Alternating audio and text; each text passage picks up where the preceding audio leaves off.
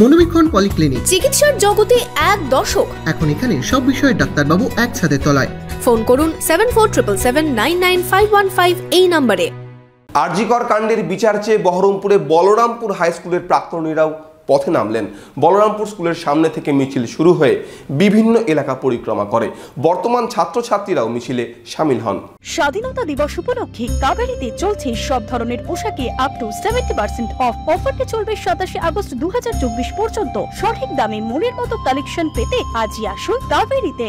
দিকে দিকে মানুষ গর্জে উঠছে আরজিকর হাসপাতালের নৃশংস ঘটনার প্রতিবাদে বিচার চেয়ে।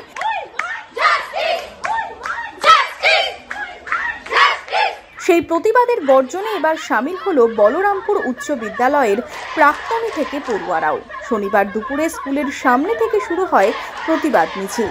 পরিক্রমা করে এলাকার একাংশ।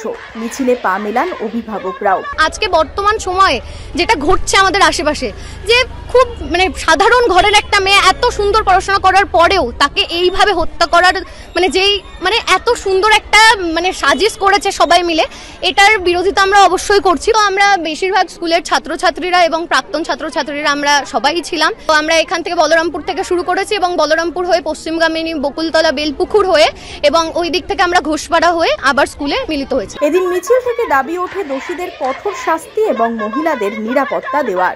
আমরা সম্পূর্ণভাবে বিচার পাওয়ার আশাতে আছি, কিন্তু যে সমস্তভাবে যেভাবে জালিয়াতি করা হচ্ছে, যেভাবে সমস্ত তথ্য লোপাট করা হচ্ছে, এমনকি আমাদের প্রতিবাদের জন্য স্কুল কলেজ সমস্ত কিছু বন্ধ করে দেওয়ার দাবি তিনি রেখেছেন। এরপরেও আমরা চালিয়ে যাব। আশা করি কোথাও একটা গিয়ে আমরা সফল হব, এই আশা রাখছি।